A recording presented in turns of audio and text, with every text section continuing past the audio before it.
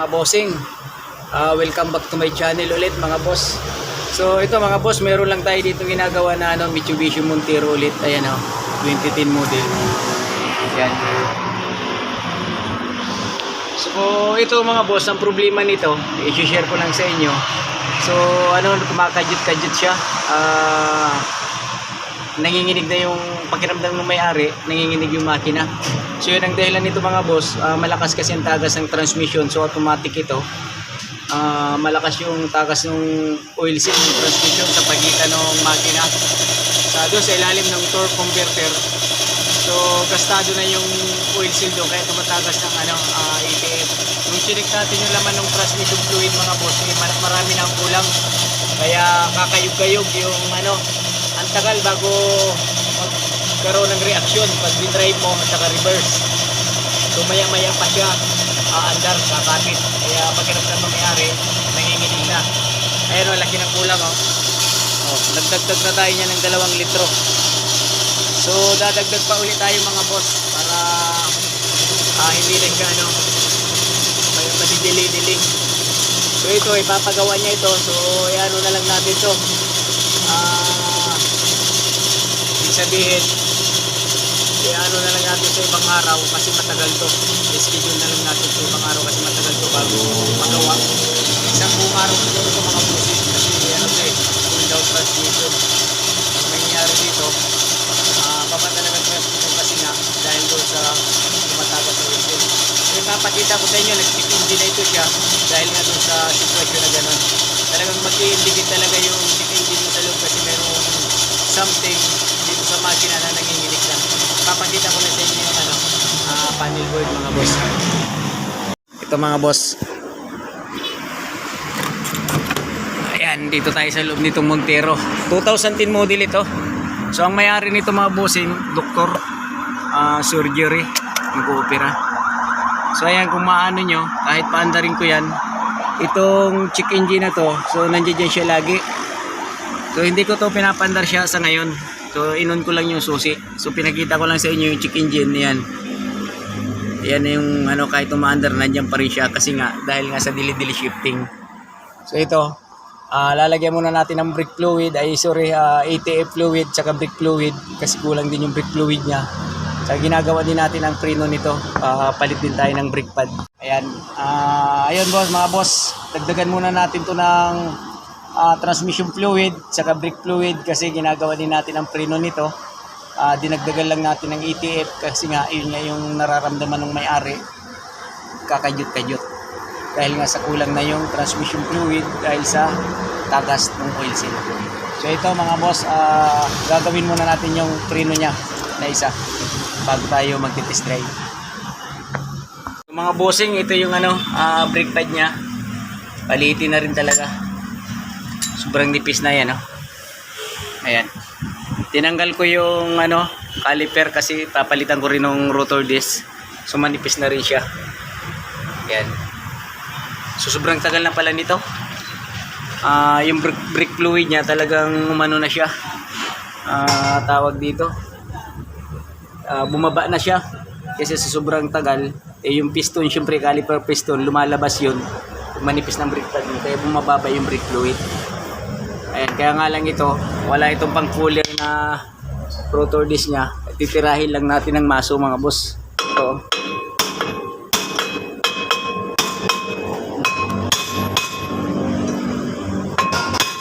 Yan.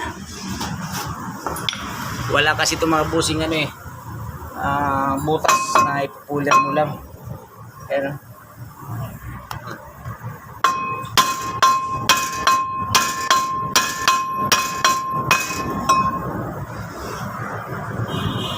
Tigas.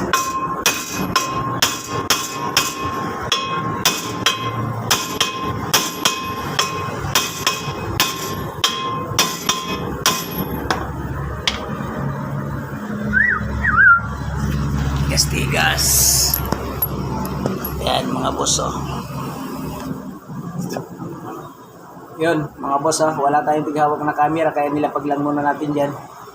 Huwag natin ito masuhin na rotor disc nya.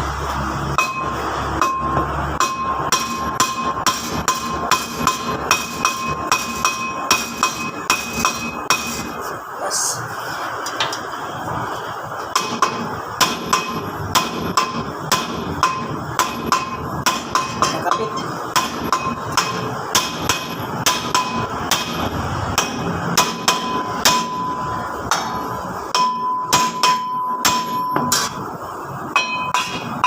Yun. Umigay din. Yun, natanggal din mga boss. Oo.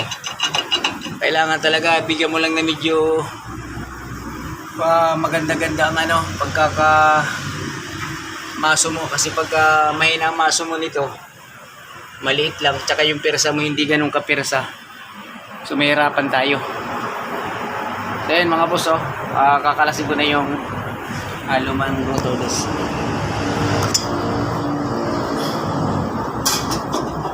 Yan. Yan. Makikita nyo, pakanipis na. Ginain na nung brake pad. Ayan. Ayan o. So, diba? So, hindi nakakayanin ng machine shop kasi ninipis lang lalo pag pinamachine shop pa ito. So, nirecommend natin mga bossing, bago na, para hindi tayo sasablay. So, hindi tayo babakyab kasi mamaya bumalik sa atin yung customer. So, dahil dito, sa pinareservice pa natin, so gagastos lang doon. So, dagdagan na lang para dito sa bagong rotor disc. Kukunin ko lang ang rotor disc na bago. Yan mga bossing, ito na yung bagong rotor disc. Yan, di ba? Oh, saan ka pa niyan? Kasi ipapa-resurface pa natin yon. So hindi pa tayo sigurado, mamaya lalong dinipis. Mapapahamak tayo sa customer.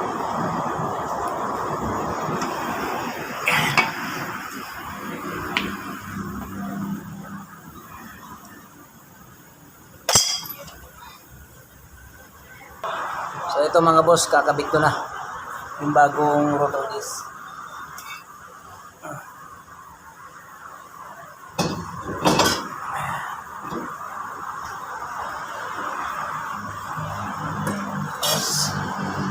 Caliper.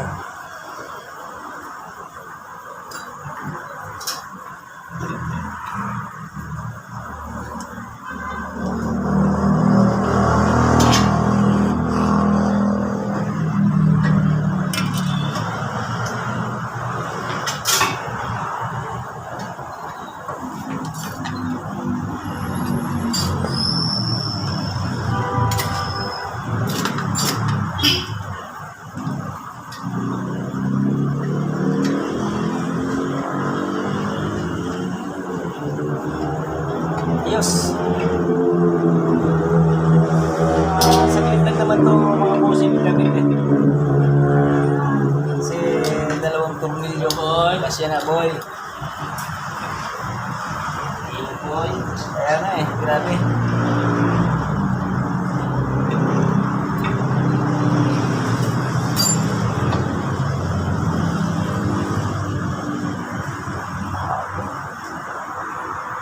Bago boy. Bago. Singaw, bagong brake pad. Ayan. Kilo mang brake pad itong bago. Yan nasabi. Ayan o. Oo boy, pinalitan ko na lahat kasi wala na. Ganun din naman eh. Cake top ito eh. Sa anak ni tatay. Ayan ang busing o. Ito yung bagong brake pad. Ayan. Ang tatak niya is CKL ah. Ayan o. CKL.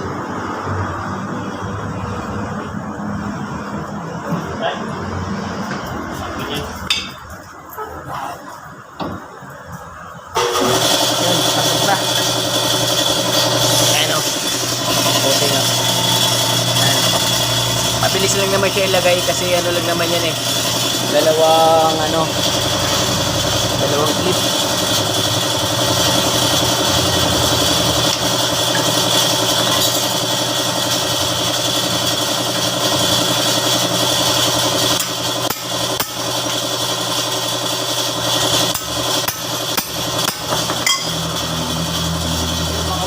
Tanggal yung martilyo natin, no? Oh. Bato, ingat-ingat lang. Kasi mamaya tansigan tayo, di ba?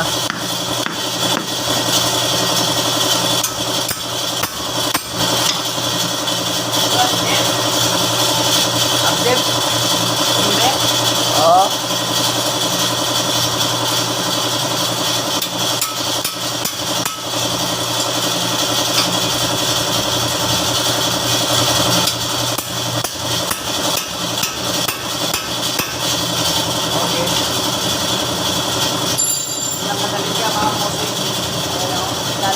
natin yung caliper. Ito kanina yung brake pad. So yung lagayan. Ayan o. Ito yung caliper. Malinisin natin kanina. Yun. Diba? Ganun lang kadali. Iaangat ko lang siya. Yun, yan na muna natin to. Ayos. Lalagyan natin tornilyo ng brake pad caliper.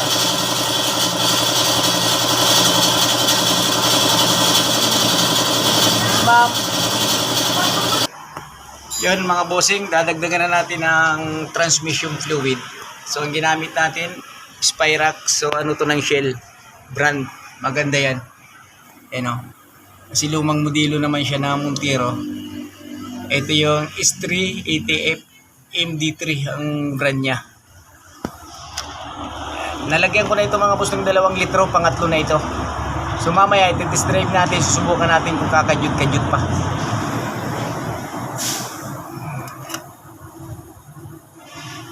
Yan, pero bago natin to i-test drive, bago natin pandarin, ano ko muna yung kanyang check engine. I-receive ulit sa scanner nating mamahalin. Diba may mamahalin tayong scanner. Galing kay Lazada. Oops. Okay. Yan. So i-check muna natin yung kanyang check engine. Yun mga boss. I-scan na natin to. Subukan natin yung Montero pag-scan kung kakayanin ng ating scanner. So ito, ipapakita ko lang sa inyo yung paglalagyan natin ng pang-scan natin na no? Oh. Ayan, mumurahin lang to pero nakakatulong naman siya. Ayan. Wala kasi tayong pambili ng mga boss, wala pa nag-sponsor sa atin ng scanner. Yan. Sana yung mga mayayaman dyan, syempre may mga pera, baka naman mag-sponsor sa atin ng scanner kahit yung medyo pwede na, di ba? So ito ipapakita ko lang sa inyo yung lagayan ng socket ng scan. Mga boss, dito sa ilalim sa may driver. Ayan o. Yan natin i-scan yung i-receive natin yung check engine niya. Yan. So ayan, umilaw. Ayan o. Pati cellphone natin mga boss, sira na rin eh. Yan. So i-on natin yung susi. Kailangan pag nag-reset tayo, naka-on yung susi. Yan. So ito yung check engine niya. Ayan, normal lang yan, nailaw. Pag umandar yan, mawawala. Pero yung check engine, hindi nawawala eh. Ayan, nawala na sa airbag. Sa battery, fuel pump, fuel filter, langis, so nandiyan dyan. Ngayon mga boss, i-reset na natin. Ayan, enter.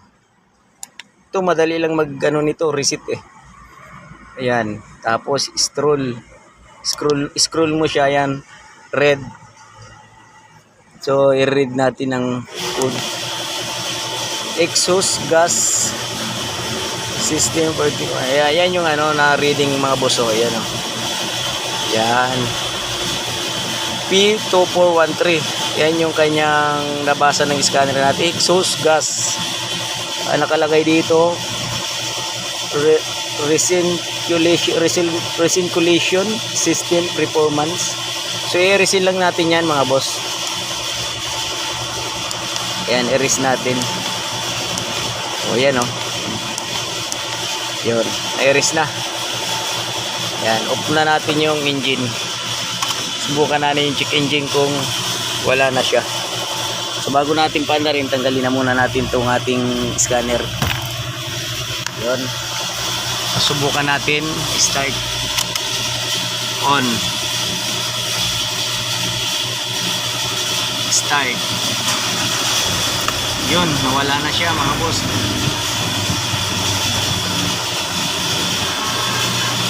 So ngayon mga boss, ayan, nawala na siya. In-rest natin sa ating scanner. So babalik yun kapag may problema talaga doon sa system ng makina. Halimbawa mga sensor yung na yun, exhaust na detect ng scanner natin kung talagang may problema. So babalik talaga ang check engine. Sa ngayon nawala na siya mga boss. So ayun, magti-test drive na muna tayo. yun mga bossing, titest drive muna kami. Titingnan ko kung ano pa siya, nadidili-dili shifting. Ito, i-atras muna natin. So yun mga boss, okay na okay naman. Wala na yung dili shifting niya, oh. Oh. Ganda naman ng takbo niya. So nakakatakbo naman siya ng maayos. Ayan, oh. Kanina kasi dili shifting. Kakayog-kayog daw siya kanina. Sabi nung may-ari. Ayan, tumatakbo tayo nito mga boss. Oh. Ayan, okay, wala siyang problema eh. Dahil lang doon sa ATF, kaya siya nagkakaganong kakayog-kayog dahil yung laman ng transmission fluid niya. Kasi palagay mo na lang 2 litro kasi ang nalagay natin 3 litro na siya mga boss eh. Yan. So subukan natin to test drive sa malayo kung okay na siya mga boss. So yung mga bossing, okay na, nagawa na natin ng paraan muna tong kanyang transmission. Dinagdagan muna natin ng ATF tapos nireset natin yung check engine. Nawala naman siya, napalitan natin brake pads. So okay naman na lahat. Yan mga boss, dito kami sa Shell Kawit, Centennial Road. Ayan nasa highway kami. Yan. Makikita nyo kagad yung Shell dito. So ayan mga boss, para kung sakali lagi tayong updated sa atin mga pinupost na video kasi may mga naman tayo doon, mga mechanical na pinost. So ayun, para lagi tayong updated, napapanood, paki-follow na lang, subscribe sa YouTube channel. Jess Mechanic Vlog nga pala mga boss. Yan. Salamat. Ayos.